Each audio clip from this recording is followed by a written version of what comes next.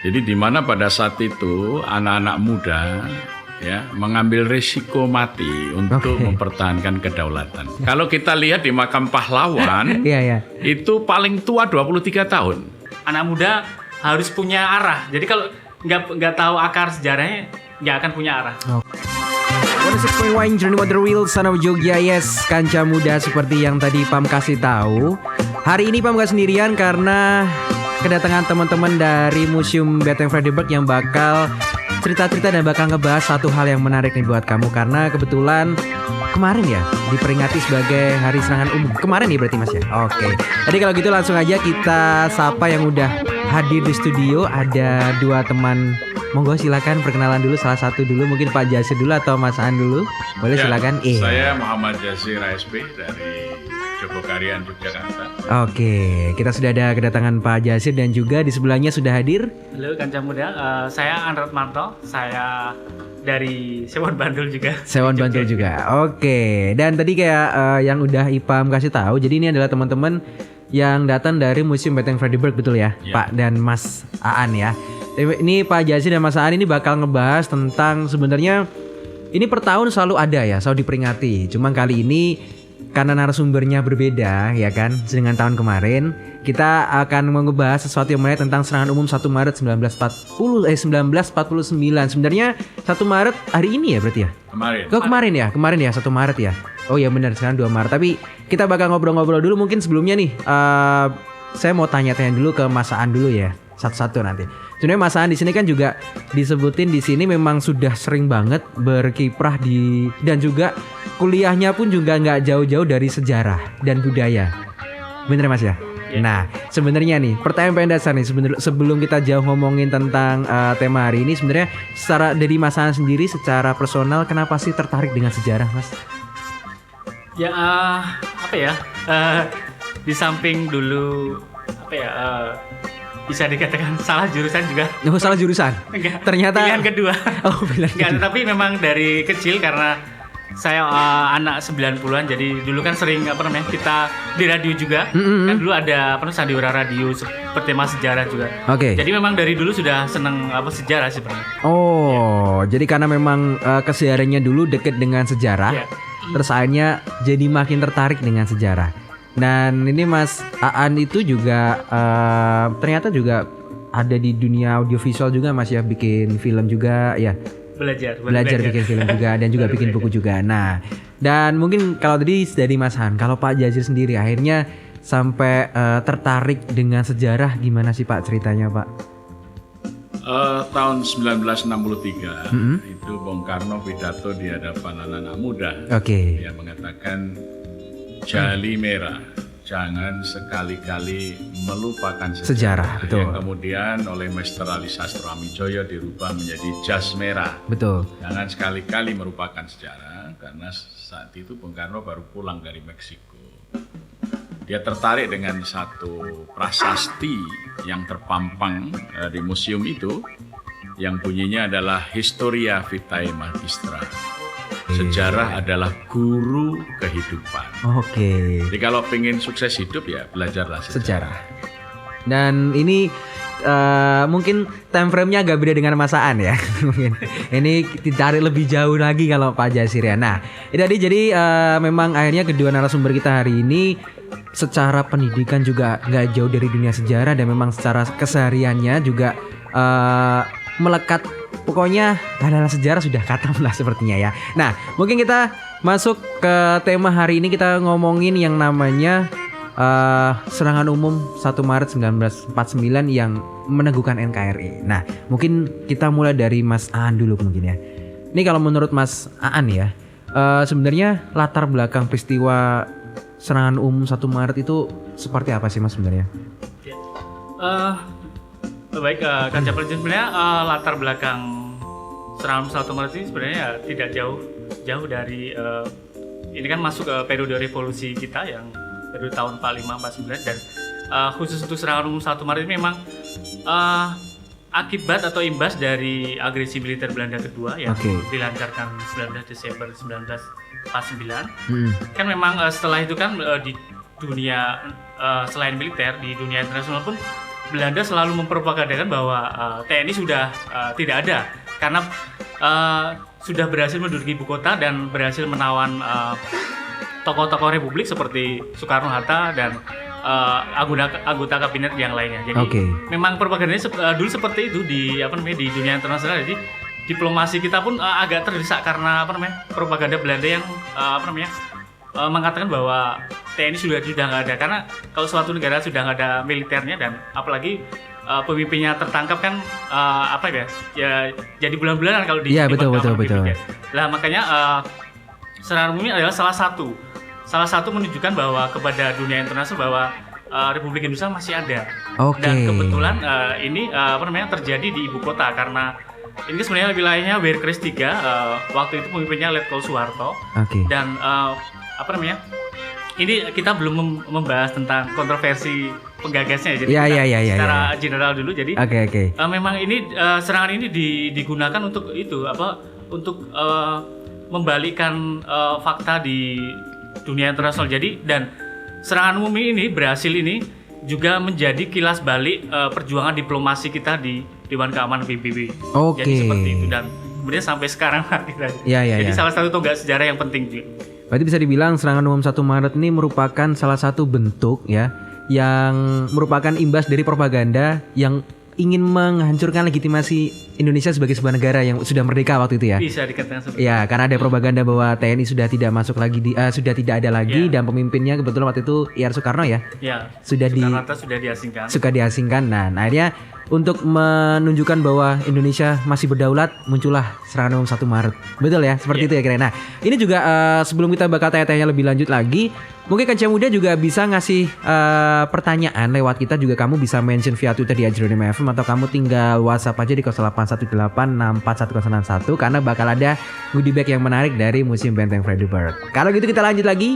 Itu tadi adalah latar belakang gimana akhirnya peristiwa serangan umum 1 Maret itu bisa pecah atau muncul di Yogyakarta. Betul ya.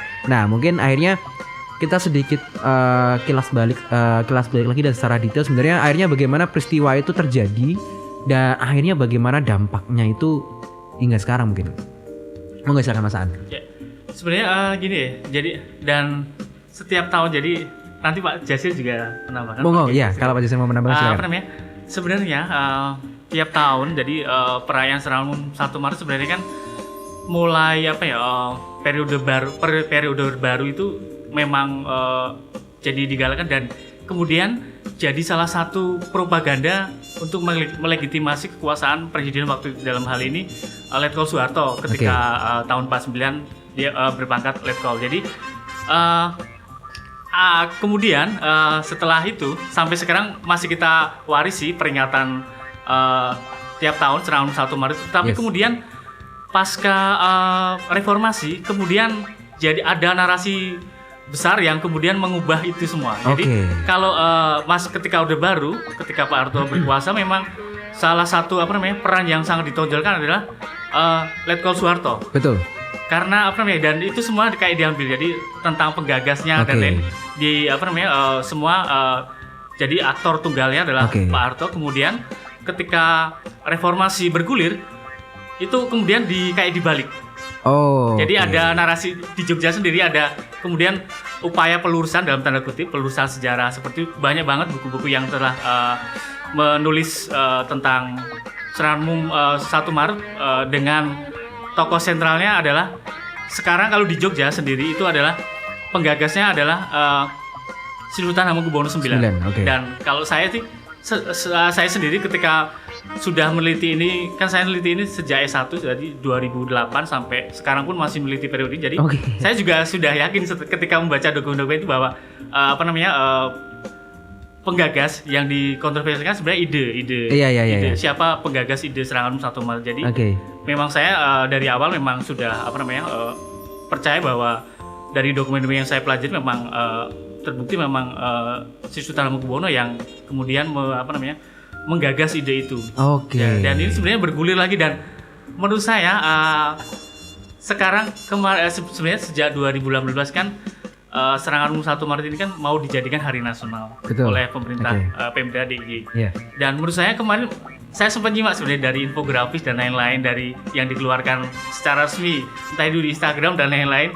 Dan menurut saya malah jadi sesuatu yang malah kayak atlet lagi. Jadi kajiannya malah mundur. Jadi gini, jadi makanya saya bilang tadi tonggaknya adalah reformasi ya. Jadi untuk upaya pelurusan itu menurut saya kesalahan kita kita kurang bijak menyikapi. Jadi kita terlalu emosi karena memang ya sebenarnya wajar karena sudah puluhan tahun Serangan Umum 1 Maret itu dikuasai oleh pihak penguasa dan sebenarnya rakyat Jogja tahu bahwa penggagasnya sebenarnya Sri Sultan Hamengkubuwono IX. Tetapi kemudian upaya untuk meluruskan itu menurut saya yang terlalu emosi. Jadi makanya kayak dibalik aja hitam putih. Jadi Pak Harto jadi nggak berperan lagi. Padahal juga ada perannya Pak Harto, tidak bisa dipungkiri. Dan misalnya Kolonel Bambang Sugeng juga berperan, Panglima Besar Sudirman juga berperan, dan jangan dilupakan lagi yang berperan adalah rakyat Jogja karena mampu menyukseskan itu. Jadi menurut saya kajiannya harusnya sekarang kan sebenarnya kalau istilah anak muda, kancah muda ini kan sebenarnya kita harus move on. Taruhlah kontroversi siapa menggagasnya sudah selesai menurut saya ya. Jadi kita nggak usah lagi emosi. Jadi kalau misalnya Pak Harto berperan ya kita tuliskan apa adanya, jadi jangan ditutupi. Jadi seperti itu. Jadi kemarin 2015 itu kayak dipangkas sama sekali, kok nggak ada nama Pak Harto. Jadi menurut saya itu yang agak perlu dikaji ulang. Jadi kita meneliti ini, menyikapi, memaknai periode ini dengan bijak. Karena menurut saya akibat dari itu jadi ada markas Pak Harto, markas komando, ada 3 tempat yang di Jogja ini, di Muto, Segoroyoso, dan di Bibis Segoroyoso, juga di Bibis Bangunjiwo. Itu karena kita terlalu dendam mungkin dengan Orde Baru, jadi nggak terawat sampai sekarang. Dan kondisinya sangat memprihatinkan. Padahal itu tidak ada hubungannya dengan Orde Baru. Iya betul. Itu pure berkaitan dengan Serangan Umum 1 Maret. Di sisi lain itu yang membangun Orde Baru, iya, tetapi itu bukan monumen Orde Baru. Secara simbol bukan. Jadi makanya kita harus move on lah, jangan emosi lagi. Jadi seperti itu sih menurut saya, Mas.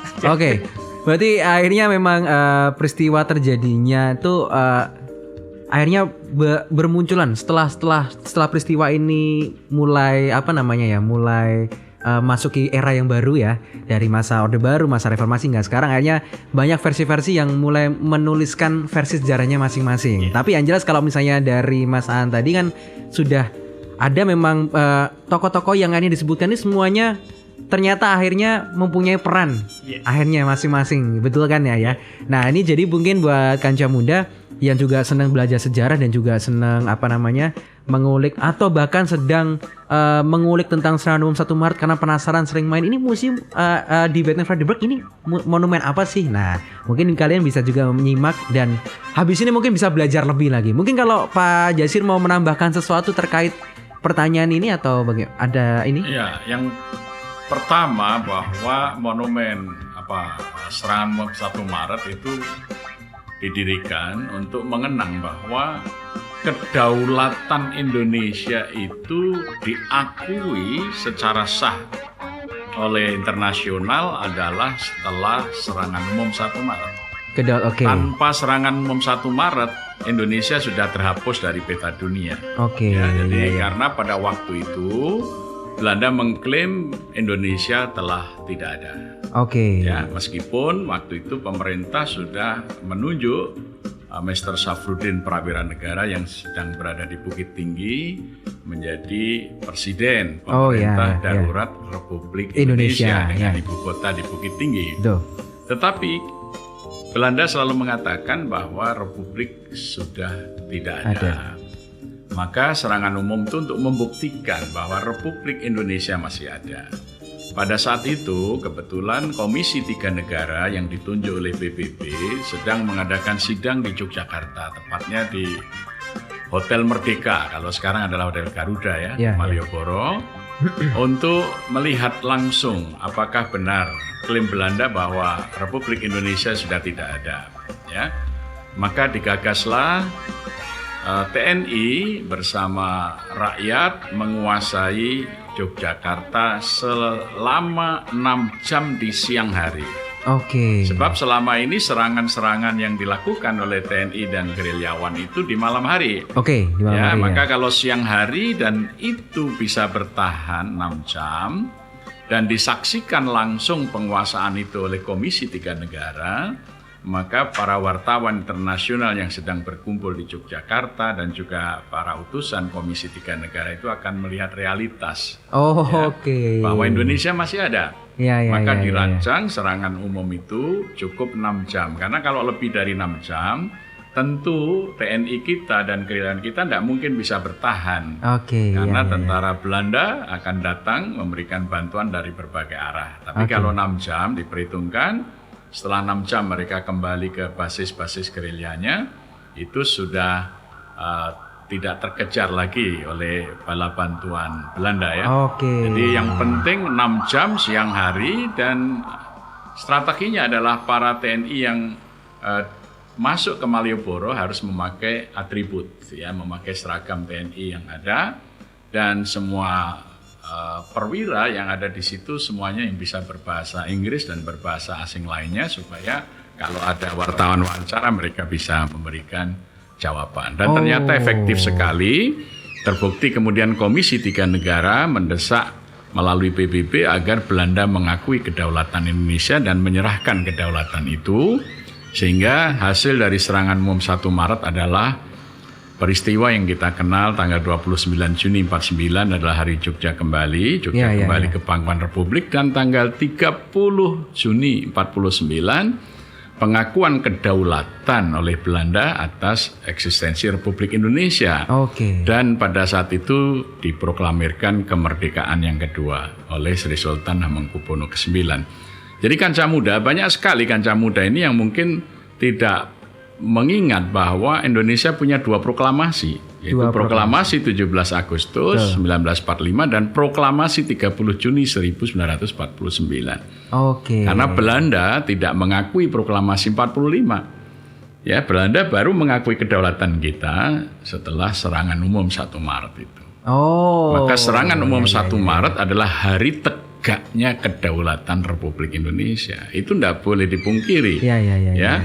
Nah, waktu itu memang yang memimpin di lapangan bukan penggagas ya, yang memang sangat menonjol Overste Soeharto. Overste itu kalau sekarang Letnan Kolonel ya. Jadi peranan yang sangat besar dan sangat heroik, bagaimana menaklukkan Jogja dan mendudukinya di siang hari selama 6 jam. Itu peristiwa yang luar biasa, dan partisipasi atau keterpanggilan anak-anak muda Jogja untuk ikut mempertahankan kedaulatan itu luar biasa. Oke, berarti memang akhirnya satu strategi yang memang sudah sangat brilian ya waktu itu ya. Akhirnya intinya ya untuk menunjukkan bahwa Indonesia masih ada, makanya dilakukanlah serangan di siang hari di depan Komisi 3 Negara yang dihadirkan di situ waktu itu. Ya, karena setiap pada serangan-serangan dari TNI di malam hari, karena Sudirman melalui perintah siasat 1 itu kan menyiapkan wingate di tengah kota untuk mengadakan serangan dan gangguan keamanan pada pemerintah Belanda. Kemudian kalau siang mereka kembali ke Weerkres, ke kantong-kantong pertahanan ya yang ada di sekeliling kota.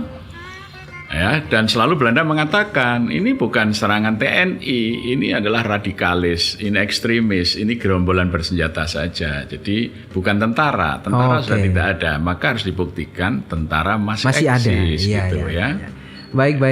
Nah ini buat Kancah Muda mungkin yang belum pernah mendengar versi yang dulu kayak gimana sih keadaannya. Nah ini ada salah satu bagian yang diceritakan oleh Pak Jasir. Tapi kita nanti bakal balik lagi, kita break dulu sebentar. Nanti kita masih bakal ada pertanyaan yang untuk Mas Aan juga, nanti untuk Pak Jasir juga. Dan saya juga ngingetin buat Kancah Muda, jangan lupa nih Kancah Muda, buat kamu yang punya pertanyaan, monggo silakan langsung aja WhatsApp ya. Kamu bisa tanyain aja langsung yang terkait tentang tema ini. Silakan WhatsApp di 0818641061. Atau kamu tinggal mention aja via Twitter Kancah Muda di @Geronimo_FM. Sambil nanti kita masih bakal ngobrol-ngobrol seru lagi barengan sama Mas Aan dan juga Pak Jasir. Jadi jangan kemana-mana, stay tune on Geronimo FM. 106.1 Geronimo The Real Son of Jogja. Yes, kita balik lagi Kancah Muda, masih barengan sama Ipam dan juga masih barengan sama Mas Aan dan juga Pak Jasir nih, yang masih ngobrolin tentang seputar serangan umum 1 Maret. Ini udah banyak yang masuk nih Kancah Muda. Buat kamu yang belum sempat tanya ya, kita masih buka pertanyaannya. Dan tentunya masih ada hadiah yang menarik buat kamu yang bertanya nih Kancah Muda ya. Tapi nanti kita bakal bahas pertanyaan nanti. Kita lanjut dulu ke beberapa pertanyaan buat Mas Aan dan juga Pak Jasir nih. Nah, di Mas Aan dulu deh. Nah, ini kan karena di sini tadi udah jelasin akhirnya bagaimana latar belakang dari terjadinya serangan umum 1 Maret. Habis itu dari tadi Pak Jasir juga menjelaskan sedikit gambaran tentang akhirnya kondisi yang terjadi di saat itu bagaimana. Nah, kalau misalnya menurut Mas Aan sendiri, sebenarnya nilai-nilai luhur apa yang terkandung dalam peristiwa serangan umum 1 Maret 1949 tersebut? Monggo silakan Mas.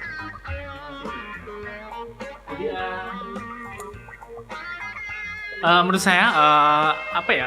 Sebenarnya ada, kalau saya menyimpulkan apa sih sebenarnya yang bisa dipetik untuk generasi sekarang termasuk saya. Jadi menurut saya serangan 1 Maret ini sebenarnya mengajarkan satu sebenarnya, gotong royong sebenarnya. Gotong royong. Iya, karena semua berperan. Jadi kalau tidak ada rakyat yang kita di samping militer ya. Jadi militer juga kerjasama gotong royong. Tetapi kalau itu tidak ada gotong royong di dalam masyarakat itu sendiri, tidak akan berhasil. Contohnya gini, jadi sebenarnya dulu ketika sistem Wehrkrieg itu berlaku, sebenarnya sudah semuanya terstruktur. Jadi pemerintahan kan diambil alih oleh militer. Jadi kita dulu ada pemerintahan militer, jadi pemerintahan sipil udah diganti dengan pemerintahan militer. Dan itu di setiap Wehrkrieg itu kan sebenarnya kan strategi sebenarnya dari bahasa Jerman kan, Wehrkrieg. Jadi kayak ya intinya kayak lingkaran-lingkaran atau kantong-kantong pertahanan yang mempunyai otonom tersendiri. Entah itu mengoptimalkan SDM-nya, SDA. Jadi seperti di sudah ada strukturnya. Misalnya di kabupaten ada KDM, Komando Distrik Militer, terus kemudian di tingkat Kepanewon waktu dulu KODM, Komando Under Distrik Militer, kemudian di tingkat desa, tingkat duku, dan ada juga pager desa. Dan ini semua untuk membantu perjuangan. Jadi semua dimanfaatkan. Dan kalau ada hal sebenarnya yang menarik, sebenarnya KODM struktur itu masih kita warisi sampai sekarang. Misalnya Koramil. Itu kan sebenarnya warisan dari strategi kita dulu sebenarnya. Jadi itu sebenarnya warisan dari yang kemudian sebenarnya itu strategi teritorial yang kemudian sampai sekarang kita teruskan. Ada Koramil, Kodim dan lain itu adalah bagian dari itu. Hal lain ya. Jadi kita kembali lagi ke konteks tadi. Selain itu kan sebenarnya gotong royongnya salah satunya ada dapur umum. Dapur umum. Jadi dapur umum ini menurut saya sangat penting sekali untuk menopang amunisi dalam tanda kutip, untuk amunisi jasmani tentara kita. Jadi yang jadi ujung tombaknya kan adalah tentara kita. Jadi masyarakat menyuplai logistik itu. Kan dulu kalau kita baca arsip-arsip zaman dulu atau referensi zaman dulu disebutnya pernah dengar gak? Belum pernah. Ini baru dengar pertama kali. Di desa masih ada mungkin Kak dulu. No ini sebenarnya itu yang kemudian dijadikan konsumsi oleh tentara kita. No itu sebenarnya, dan saya dulu pernah. No itu artinya nasi bungkus. Iya, nasi bungkus. Nasi bungkus. Menurut saya no itu sebenarnya bertransformasi kemudian jadi nasi kucing. Menurut saya seperti itu. Jadi benar karena menunya sederhana, jadi ya ya itu Pak, jadi sego bungkus ya. Menunya sangat sederhana, nasinya cuma sedikit. Tapi itu hasil dari namanya dapur umum. Jadi dapur umum itu hasilnya adalah no itu, dan kemudian dibagikan oleh kepada para gerilyawan. Itu menurut saya salah satu bentuk gotong royongnya. Jadi itu baru salah satu. Jadi itulah yang sebenarnya kita warisi sebenarnya. Dan ini sebenarnya masih kita warisi juga. Dapur umum kan misalnya masih kita warisi kan sampai sekarang. Misalkan ada bencana, pasti betul. Sering ada dapur umum, entah itu dikelola oleh pemerintah atau swadaya dari masyarakat. Betul. Misal belum lama ini kan kita masih dalam masa pandemi ya. Banyak juga di Jogja ada masyarakat diberi status keluarga yang terkena COVID, kemudian dicenteli itu. Itu sebenarnya bentuk warisan yang warisan tradisi yang bagus yang kita warisi sebenarnya. Seperti itu menurut saya. Jadi kata kuncinya adalah gotong royong sebenarnya. Gotong Ya, royong. itu Jadi mengajarkan gotong royong. Jadi akhirnya dari peristiwa serangan umum 1 Maret itu juga ada satu nilai yang sebenarnya masih bisa relevan untuk kita terapkan sampai sekarang. Itu adalah gotong royongnya. Iya. Mungkin juga kalau hal lainnya bisa masing-masing secara pribadi juga bisa mempelajari dan mengambil apa ya. Kalau saya sendiri kan akhirnya bisa melihat bahwa sebenarnya kedaulatan itu milik semua elemen masyarakat. Ya kan akhirnya bagaimana untuk membuat satu negara berdaulat itu ya dibutuhkan kerjasama lagi dari nah tapi baik lagi ke kancah muda, akhirnya nilai seperti apa yang bisa diimplementasikan dalam hidup kalian berdasarkan dari peristiwa serangan umum 1 Maret. Nah, mungkin ada lagi mungkin yang mau ditambahin terkait sama nilai-nilai? Mungkin Pak Jasir boleh? Jadi sebetulnya ada 3 nilai ya kalau di ringkas gotong royong. Yang pertama adalah semangat rela berkorban. Oke. Jadi di mana pada saat itu anak-anak muda ya mengambil risiko mati untuk mempertahankan kedaulatan. Ya. Anggota TNI dan gerilyawan itu usianya belasan tahun. Anak-anak 16 tahun, 17 tahun sebagai tentara pelajar itu sudah mengambil peran di dalam serangan umum. Oke. Ya, jadi sekarang bandingkan anak-anak sekarang itu kira-kira umur segitu ngapain ya? Masih. Maka kalau kita lihat di makam pahlawan itu paling tua 23 tahun. Bahkan Panglima Besar Sudirman pada saat itu usianya baru 33 tahun. Oke. Ya. Jadi Pangsar Sudirman itu masih 33 tahun, sudah jenderal bintang 4, sudah Panglima Besar. Iya. Kemudian anak buahnya masih sangat muda, belasan tahun.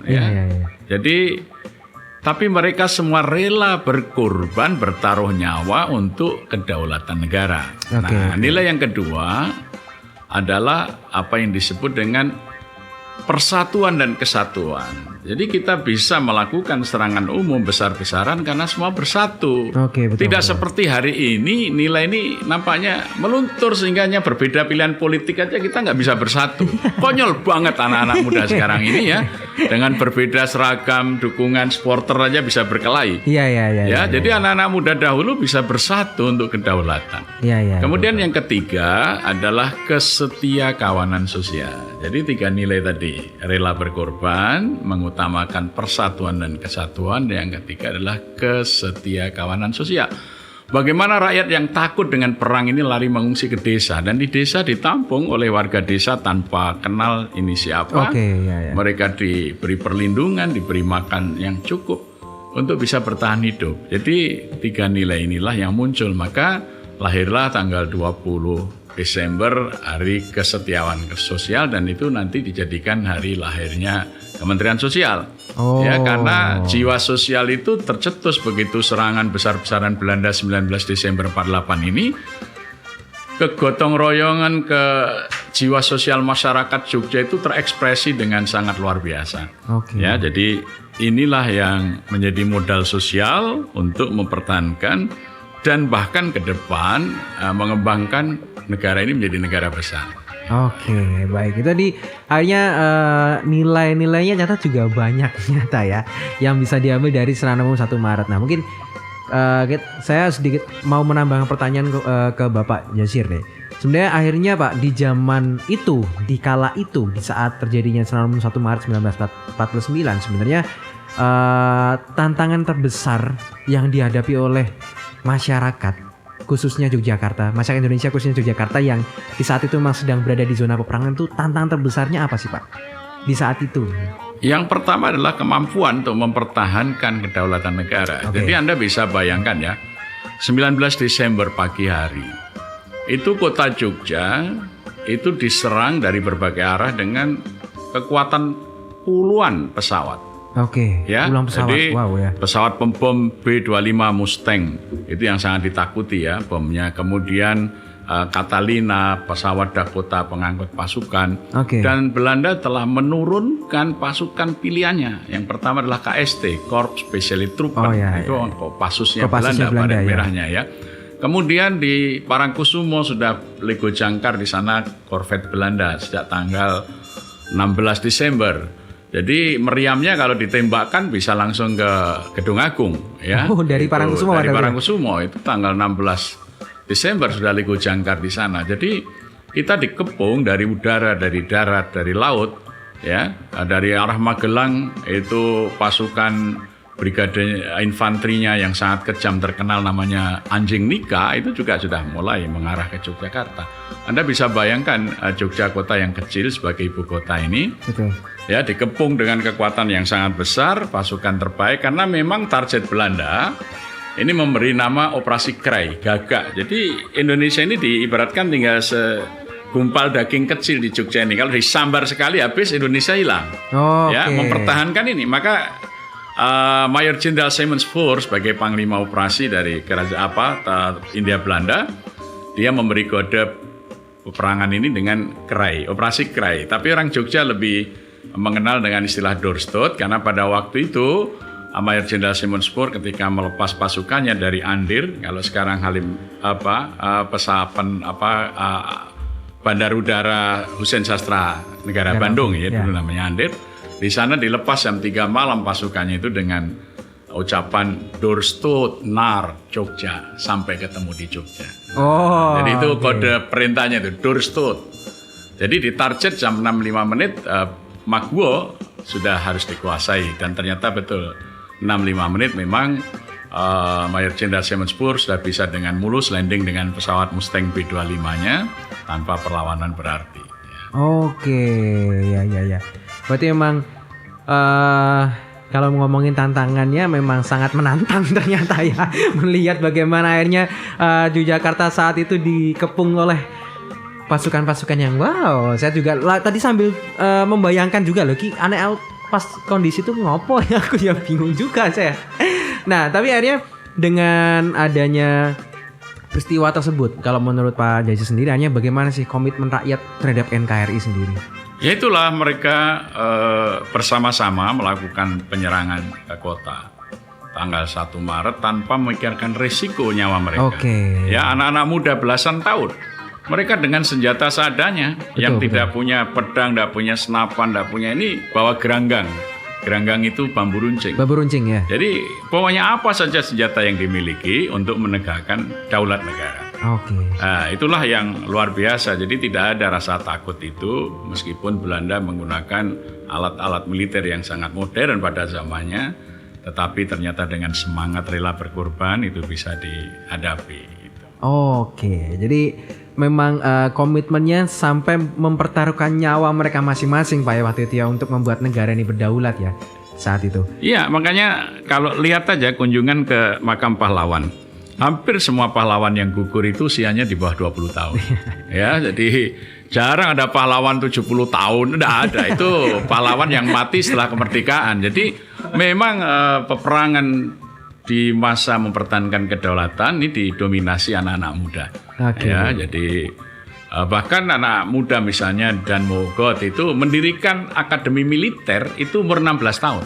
Wow. Umur 16 tahun sudah mendirikan akademi militer. Ya, jadi Anda bisa bayangkan jadi suasana yang menantang luar biasa. Jadi nah sekarang kalau kita ke zaman ini ya karena tantangan kita tidak ada anak-anak 16 tahun ini kira-kira apa yang dipikirkan dan apa yang dilakukan untuk negara kira-kira. Ya. Sudah terjelaskan ya. Mungkin pertanyaan terakhir sebelum kita menjawab pertanyaan dari Kancah Muda.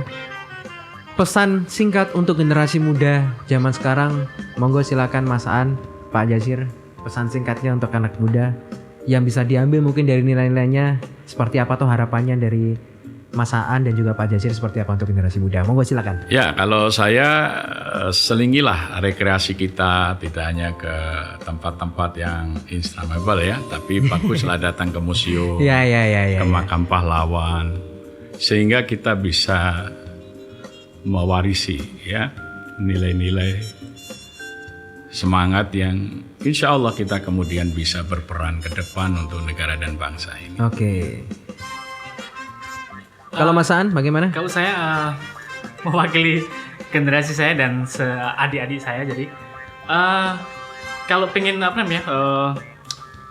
pengen memajukan Indonesia, membawa Indonesia menjadi negara yang diharapkan oleh para founding fathers kita ya kita harus belajar sejarah mau nggak mau.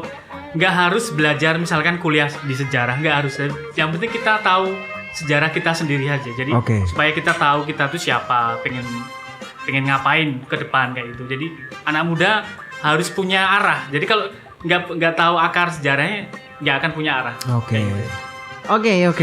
Ya, terima kasih. Nah, ini sekarang kita bakal ngejawab pertanyaan dari beberapa kanca muda yang udah masuk. Mungkin yang pertama ini dari Nasef ya. Ini izin bertanya kepada Pak Aan. Yang pertama, ini ada 3 pertanyaan, tapi saya baca, saya ambil dulu satu yang mungkin jadi garis besarnya. Ada 2 yang jadi garis besarnya. Yang pertama adalah bagaimana hubungan dari peristiwa Kemukus terhadap serangan umum 1 Maret. Ya. Mau dijawab dulu atau lanjut ke pertanyaan selanjutnya? Kedua apa sekali? Yang kedua, kemudian apa reaksi atau tanggapan dari Bung Karno pasca terjadinya serangan umum 1 Maret? Ya. Saya pengen menjawab pertanyaan Mas siapa tadi? Mas Nasef. Jadi kebetulan sekali memang saya sedang mengerjakan penelitian tentang tragedi Kemusuk. Jadi sebenarnya kita punya tragedi berdarah yang menurut saya banyak, gak hanya di Kemusuk. Jadi ini hampir mirip di Rawagede. Tahu kan? Jadi ada tragedi kemanusiaan di Rawagede. Ini sebenarnya hal yang kalau orang Belanda waktu itu kan menyebutnya ekses. Jadi sebenarnya ini kejahatan perang juga. Jadi kalau di Rawagede kan memang tentara Belanda mencari Mayor Lukas Kustaro dari divisi Siliwangi dan kemudian nggak menemukan, yang jadi korban adalah masyarakat sekitar, terutama Rawagede. Dan di Jogja pun ada. Jadi kalau teman-teman kanca muda pernah ke daerah Somenggalan, jadi di Kemusuk, jadi kan ada makam Somenggalan. Nah itulah jadi ada. Sebenarnya itu kalau sekarang kan makamnya ada 200-an lebih. Yes. Kalau dulu awalnya hanya 19 orang. Yang kan itu sebenarnya jadi tradisi lisan kalau orang sejarah menyebut. Jadi sudah peristiwa sejarah yang dituturkan secara turun temurun. Terus kemudian sebenarnya saya sangat tergerak untuk meneliti, pasti ini ada catatan sejarahnya. Jadi makanya saya ketemu dokumen itu tahun 2018. Padahal saya ngejarnya mulai tahun 2015 kalau nggak salah. Jadi saya mulai mengejar karena saya yakin dengan struktur militer tadi yang ada KDM, KODM itu mereka tuh pasti mencatat kejadian-kejadian dan sangat terstruktur. Dan ini masih kita bisa jumpai di Dinas Sejarah Angkatan Darat misalkan. Di catatan itu ada sangat detail sekali catatan itu bahwa terjadi benar tanggalnya setelah saya cross check juga. Itu terjadi tanggal 8 Januari 1949. Terus apa hubungannya dengan serangan 1 Maret? Itu sebenarnya efek. Jadi kalau Pak Jasir tadi mengatakan bahwa dulu TNI nggak hanya serangan 1 Maret, ada serangan malam. Jadi sebenarnya kalau kita pengen tahu siapa penggagas serangan 1 Maret, ya harus tahu konteksnya. Jadi serangan yang dinamakan serangan umum itu dalam konteks militer itu ada 2. Kalau di peristiwa serangan umum ya, jadi di konteks itu jadi ada 2 serangan umum itu. Serangan umum malam hari dan serangan umum siang hari. Siang hari yang kita kenal sekarang dengan serangan umum 1 Maret. Jadi yang serangan umum malam hari itu terjadi 4 kali. Pertama tanggal 29 Desember atau tanggal 30 karena sampai dini hari. Terus 29 atau 30 Desember 1948. Itu katanya dari referensi yang dan Arsipas mengatakan itu sebagai kado tahun baru untuk Belanda karena sudah menduduki Indonesia. Kemudian yang kedua ada tanggal 9 Januari. 9 Januari. Ya, terus kemudian tanggal 16 Januari, terus kemudian tanggal 4 Februari. Dan inilah serangan umum yang menurut saya dari yang kedua ini kemudian Sri Sultan belajar kayak kan Sri Sultan juga mengikuti perkembangan dan kemudian maka beliau pengen ada serangan umum siang hari. Makanya untuk pengen tahu ide penggagasnya ya harus tahu konteksnya. Sebenarnya serangan umum itu ada 2, malam hari dan siang hari. Dan konteksnya tadi kembali ke konteks tragedi Kemusuk itu adalah imbas dari serangan umum malam hari yang pertama. Tanggal 29 Desember atau tanggal 30 itu. Jadi informan Belanda baru mengetahui bahwa Letkol Soeharto itu keluarganya dari Kemusuk. Makanya kemudian yang diintimidasi. Kalau sekarang kan persekusi namanya. Jadi yang memang pola kekerasan Belanda seperti itu. Jadi pasti mencari pimpinan komandannya. Kalau nggak dapet, yang jadi korban adalah masyarakatnya. Dan dari data yang saya temukan itu kan sebenarnya ayah tiri Letkol Soeharto juga terbunuh waktu itu tanggal 8 Januari 1949. Jadi ada, dan keterangannya itu agak miris, jadi ada dibagi. Jadi laporannya itu kan laporan kalau nggak salah Agustus 1949. Oke. Jadi ada 2 tabel yang menurut saya agak perlu mungkin ada penelitian lanjutan. Jadi ada rakyat yang dibunuh Belanda dan rakyat yang dibunuh dengan kejam. Oke. Dan tragedi Kemusuh itu masuk kategori yang dibunuh dengan kejam. Oke. Ada 19 orang. Terus kemudian kalau pembakaran dan lain-lain itu di daerah Kemusuh Argomulya itu ada 305 setelah. Kan ada berapa kali kalau nggak salah 5 penyerangan. Jadi kan seranganmu tadi kan beberapa kali. Iya, betul. Waktu itu sampai seranganmu 1 Maret Kemusuh sering diserbu. Oh. Dan kalau dari catatan itu ada 5 kali yang nggak salah, dan jumlahnya kalau di total kerusakan rumah yang dibakar itu ada 305. Padahal di Kemusuh dulu kan masuk ke Paneonan Pedes. Iya. Itu di Pedes sendiri secara statistik itu hanya 485 rumah yang dibakar. Bandingkan tadi 305 dibanding 485 kan lebih dari 70% kan. Iya. Jadi ya itu menurut saya, kesimpulan saya ya itu ada imbasnya dari kiprah Letko Soeharto. Jadi itu berhubungan sangat mirip sekali dengan tragedi di Rawagede. Oke, Gitu. berarti yang harus dipahami juga nih ada ilmu baru buat Kancah Muda bahwa akhirnya memang serangan umum itu terjadi pada beberapa periode ya. Karena memang waktu awal tadi Pak Jazz juga menjelaskan di Desember Belanda sudah datang mengerahkan pasukannya di sini dan akhirnya meletuslah yang dikenal sampai sekarang ini yang serangan umum 1 Maret itu adalah serangan yang dilakukan ketika siang hari. Yeah. Oke, begitu. Tuh, mungkin buat Kancah Muda apakah sudah terjawab ya? Sepertinya sudah tadi. Jadi intinya adalah ada hubungannya dengan serangan umum 1 Maret karena jadi salah satu dampak Satuan narasi. satu dampak di frame yang sama gitu kan. Oke, ini ada pertanyaan kedua. Jadi sini dari nggak tahu namanya siapa ini ya. Dari Marcelia Dwi. Di WhatsApp ini pengen tanya. Jadi ini pertanyaannya mana nih ya? Ini ini nih. Kontroversi apa saja yang terjadi pada tahun tersebut? Di peristiwa tersebut sebenarnya apa aja yang kontroversi yang terjadi itu apa aja sih gitu? Kontroversi tentang serangan 1 Maret ya? Iya, mungkin saya secara nasional yaitu tadi perkara sebenarnya ini perkara ya kayak perebutan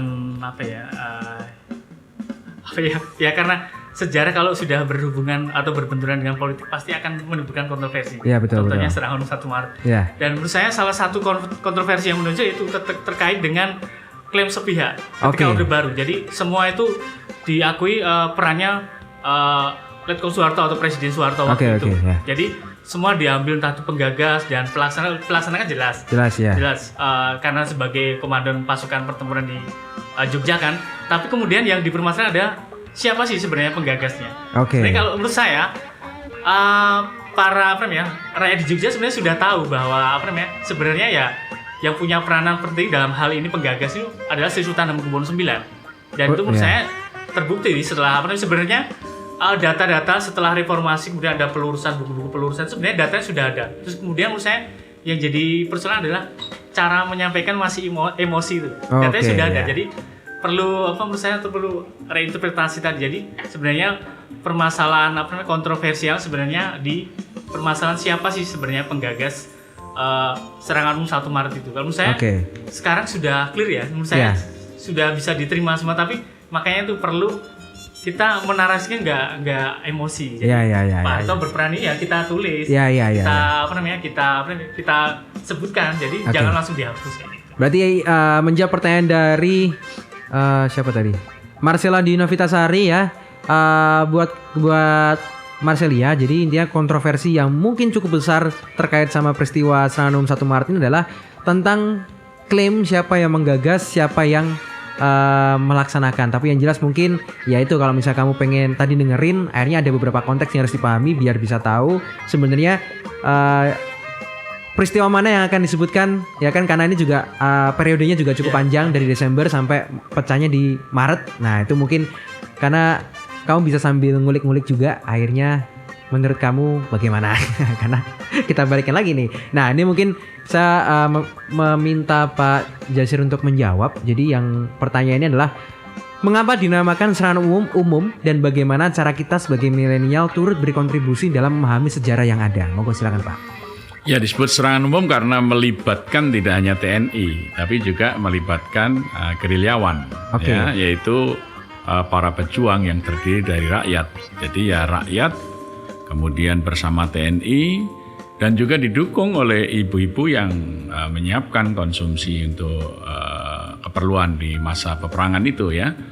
Sehingga memang umum semuanya terlibat di dalam operasi menduduki Jogja 6 jam itu. Jadi dulu sering dikenal sebagai 6 jam di Jogja atau dikenal sebagai peristiwa serangan umum, tetapi juga sering disebut sebagai peristiwa Janur Kuning karena semua anggota TNI maupun gerilyawan yang menyerang masuk Jogja semuanya memakai tanda Janur Kuning. Ya. Maka dulu mungkin kalau yang pernah lihat ada film Janur Kuning ya. Oh, iya. Berarti artinya secara harafiah kenapa dinamakan serangan umum? Karena ini melibatkan tidak hanya TNI, seluruh elemen masyarakat. Nah, ini mungkin sekalian juga nih Pak. Dijawab, ada pertanyaan dari Anugrah di Twitter nih. Kenapa serangan umum 1 Maret hanya terjadi di Yogyakarta aja Pak? Ya, karena Yogyakarta itu diserang oleh Belanda untuk menghapuskan eksistensi Republik yang ibu kotanya ada di Yogyakarta. Oke. Jadi sejak 4 Januari 1946, karena ketidakmampuan teman-teman pendiri Republik mempertahankan keamanan Jakarta karena sudah masuk agresi Belanda yang pertama. Ya. Mereka tidak aman, jadi tidak bisa mengelola pemerintahan, maka dicarilah daerah yang aman. Ya, yang pertama yang diminta adalah Kasunanan Surakarta, tetapi Sunan Pakubuwono yang ada pada waktu itu tidak berani menanggung risiko karena pasti akan diserang oleh Belanda ya. Maka kemudian ternyata yang berani mengambil risiko adalah Sri Sultan Hamengkubuwono ke-9 dan Sri Paduka Pakualam ke-8 untuk berani menanggung keselamatan para pemimpin Republik di sini dan juga membiayai hidup para pegawai dan pejabat pemerintah. Waktu itu negara belum punya uang. Oke. Jadi yang memberikan fasilitas tempat misalnya presiden ya, mereka kemudian presiden ini diberi kantor di Gedung Agung, wakil presiden itu diberi tempat istananya di Pakualaman, di dalam Pakualaman. Kemudian para menteri itu dipinjamin rumah-rumah oleh para pengusaha di sini sebagai kantor, dan gaji mereka itu digaji dari Sri Sultan Hamengkubuwono ke-9 karena pemerintah belum punya uang. Jadi dipinjami. Tapi Sultan tidak pernah meminta kembali. Jadi itu peranannya memang sangat besar. Dan warga Yogyakarta juga berkorban karena tiba-tiba jadi ibu kota. Itu kota Jogja menjadi sangat padat. Bayangkan 13.000 pegawai baru dari Republik yang tadinya di Jakarta pindah ke Jogja semua.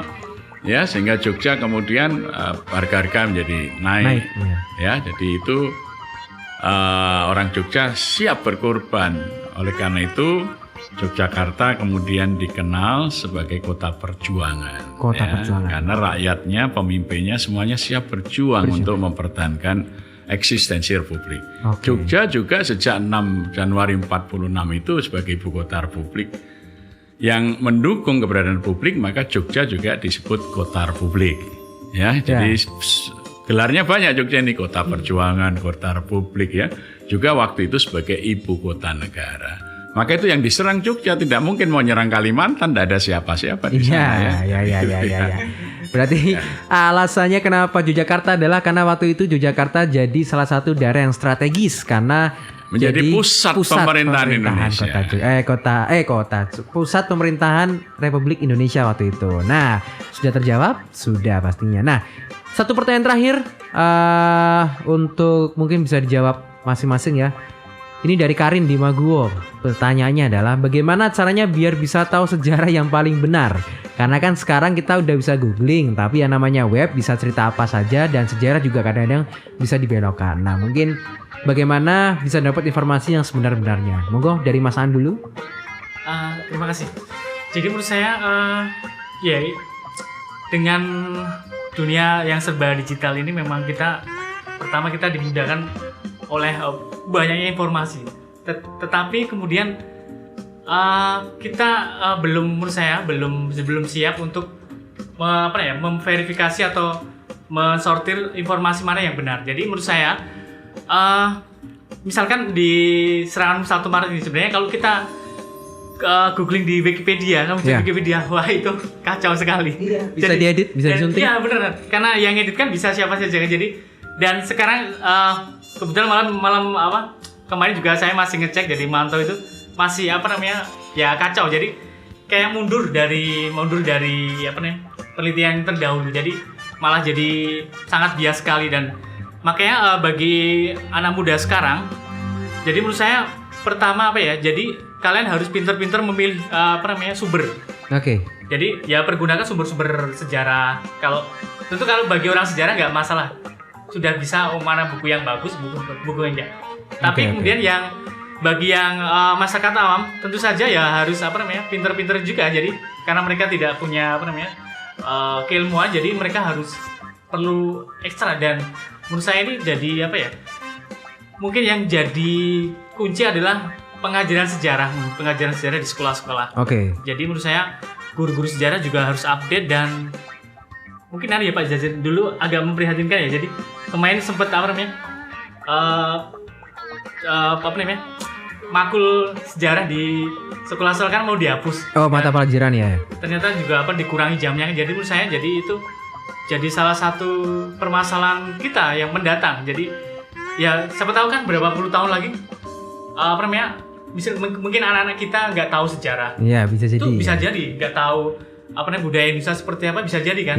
Kalau tidak dimulai dari sekarang. Jadi menurut saya peran utama mungkin di sekolah menurut saya. Di kurikulum berarti. Iya, di kurikulum sekolah. Jadi kalau guru-gurunya sudah porsi mata pelajaran sejarah diberi porsi yang komposisi yang sesuai, terus kemudian guru-gurunya juga update pengetahuannya. Jadi nanti informasi itu akan dengan sendirinya akan tersampaikan dan yang benar menurut saya. Oke. Jadi kuncinya mungkin di jalur pendidikan menurut saya. Oke. Berarti intinya mengemas kurikulum yang tepat. Jadi biar akhirnya informasi yang memang seharusnya bisa dikasih atau terhubung ke orang yang membutuhkan itu bisa juga terdistribusi dengan baik. Iya. Kalau dari Pak Jasir, mungkin bagaimana cara mengetahui sejarah yang paling tepat ya? Mungkin paling oke lah kayak gimana di antara pilihan-pilihan lain? Ya, saya kira sejarah modern ya, terutama berkait dengan nanti dari berdirinya Republik sampai mempertahankan itu sebetulnya sudah sangat mudah, karena pada masa itu sudah ada koran, sudah ada majalah ya, baik nasional maupun internasional ya.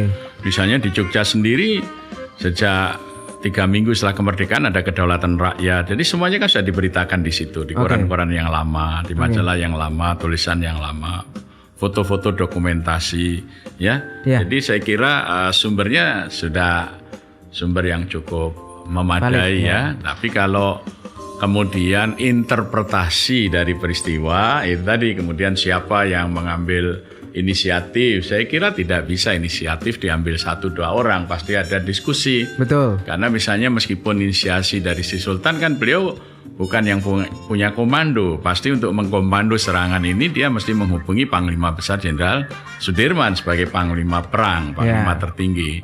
Jenderal Sudirman berada di daerah bergerilya karena dia menjadi target utama operasi KRA itu. Maka pasti dia akan memerintahkan siapa operatornya di lapangan, ini juga pasti diajak berunding. Jadi tidak ada peran tunggal itu. Jadi saya kira Sri Sultan Hamengkubuwono ke-9, Pakualam ke-8, kemudian Jenderal Sudirman dan Pak Harto itulah di antara mereka menggagas tentang serangan umum. Tidak mungkin Sri Sultan Hamengkubuwono sendiri tanpa Paduka Pakualam, karena Dwi Tunggal ini sudah menjadikan Kasultanan dan Kadipaten menjadi satu pada tanggal 30 Oktober 45. Jadi kalau dulu kan negara sendiri itu Ngayogyakarta Hadiningrat itu negara dengan pemerintah yang dipimpin oleh Sri Sultan Hamengkubuwono ke-9. Kadipaten Pakualaman termasuk Jeronimo ini negara sendiri.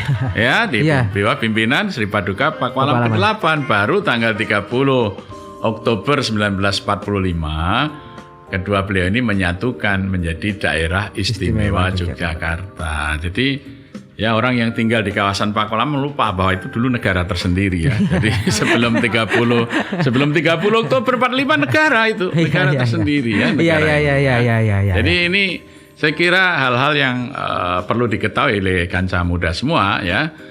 Sehingga bagaimana tadi semangat persatuan dan kesatuan itu merelakan para pemimpin ini menyerahkan daerahnya yang dulu menjadi negara sendiri, menjadi bagian saja dari sebuah negara. Ini luar biasa ya. Oke, terima kasih untuk Pak Jaji dan juga Mas Aan ya sudah memberikan sesuatu yang sangat memberikan titik cerah dan juga sudah menjelaskan banyak hal tentang serangan umum 1 Maret 1949. Tapi sebelumnya saya juga mau ngasih tahu kalau ternyata nih ada pameran yang memperingati serangan umum 1 Maret 1949 dan juga Museum Benteng Frederiksburg Yogyakarta akhirnya menggelar pameran temporer dengan judul Patriot Bangsa Merebut Ibu Kota secara daring ya dalam jaringan dan juga luar jaringan tanggal 1 sampai 31 Maret 2021. Jadi dari kemarin sampai akhir bulan buat kamu yang pengen tahu atau pengen ngelihat ya ada satu pameran terkait peringatan serangan umum 1 Maret 1949. Jadi kalian bisa langsung aja simak terus acaranya lewat akun media sosial Museum Benteng Frederiksburg Yogyakarta. Dan acara terdekat yang bakal diselenggarakan adalah bincang publik yang di narasumber oleh Bambang Sugeng pada Rabu 3 Maret 2021. Bincang publik Bambang Sugeng pada Rabu 3 Maret 2021 dengan narasumber Bapak Heri Priyatmoko, dosen Sanata Dharma, dan juga Bapak Endang Astroharjo. Ini adalah Putri Kolonel Bambang Sugeng. Ini temanya berarti nih. Dan juga ada webinar Patriot Bangsa Merebut Ibu Kota yang bakal diadain di hari Kamis 4 Maret 2021 dengan narasumbernya adalah Dr. Sri Margono ya, dosen UGM, dan juga Dr. G. Ambar Wulan. Ini adalah dosen Universitas Pertahanan. Dan nggak cuma itu, bakal ada rangkaian acara, ada yang namanya Dolaneng Museum, ada juga dongeng sejarah bersama Kak Bimo dan juga KW. Itu live Instagram di hari Selasa tanggal 8 Maret 2021 jam 10. Abis itu ada juga Triswaka Belajar di Museum. Ada juga yang namanya Frederiksburg Virtual Visit di hari Rabu 17 Maret 2021. Dan juga ada yang namanya Secangkir Seni dan Bincang Diskusi Sejarah di tanggal 19 Maret 2021 di hari Sabtu sampai Selasa 23 Maret 2021. Dan gak cuma itu, ada juga atraksi teatrikal serangan umum 1 Maret 1949 hari Minggu tanggal 21 Maret 2021. Dan juga ada gala premier film Cinta Bersemi di Museum tanggal 31 Maret di hari Rabu 2021. Biar kamu gak ketinggalan infonya, pengen tahu lebih lengkapnya, langsung aja kamu pantengin IG-nya di museum.benteng.frederiksburg. Dan juga kamu bisa cek terus ke sana dan main-mainlah ke Museum Benteng Frederiksburg. Begitu. Sekali lagi terima kasih untuk Mas Aan dan juga Pak Jazir sudah mau hadir ke sini dan memberikan kita hal-hal baru dan juga pengetahuan tentang serangan umum 1 Maret. Sehat-sehat terus Mas Aan dan juga Pak Jazir ya. Sampai ketemu di lain kesempatan, dan kita mungkin bakal ngobrol-ngobrol lagi yang lainnya Kanca Muda. Nanti kita tunggu siapa lagi yang bakal kita ajak ngobrol. Tapi yang jelas jangan kemana-mana, Ipa masih bakal temenin kamu. Stay tune on Radimo FM.